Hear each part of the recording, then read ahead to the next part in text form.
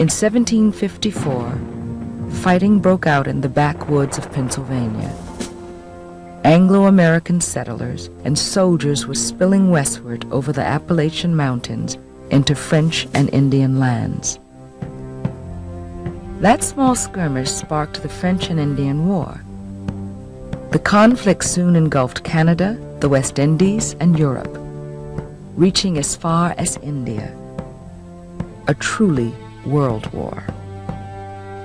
When it was over, France had lost everything. A British flag now flew over most of her once vast empire in the New World. But before England could take control of the Mississippi River, Louis XV secretly handed over Louisiana to his cousin, the King of Spain. Spain suddenly finds herself with this whole colony. She cedes her Florida territories. The Isle of Orleans is all she has left on the east bank at the end of the French and Indian War. And she takes over all of Louisiana, all of the west bank of the Mississippi. And France is out of the New World. The trouble was, there weren't any Spaniards. During their 40-year rule, the Spanish managed to increase the population of Louisiana by more than fivefold.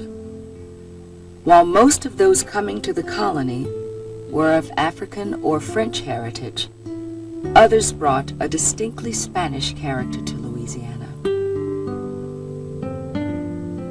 To help defend the colony, Spain sent 2,010 settlers from the Canary Islands off northwest Africa.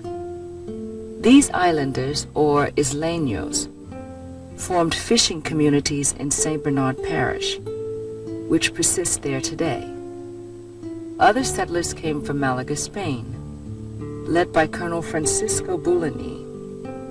They founded a Spanish settlement on Bayou Teche and named it New Iberia, after their homeland. The descendants of these settlers include families with names like Miguez, Romero, and Blanco. After years of acculturation, however, they're more likely to speak Cajun French today than Spanish. Spanish settlements throughout Louisiana were linked by the Camino Real, the King's Road. Across vast stretches of wilderness, it connected New Iberia, Natchitoches, and San Antonio. But in Spanish Louisiana, all roads led to New Orleans. New Orleans's role as a major commercial center came during the period of Spanish domination at New Orleans, especially during the American Revolution. Language, architecture, Louisiana customs all have their roots in the Spanish period. What is today the Vieux Carré, the French Quarter of New Orleans, in its architectural style, really isn't French at all.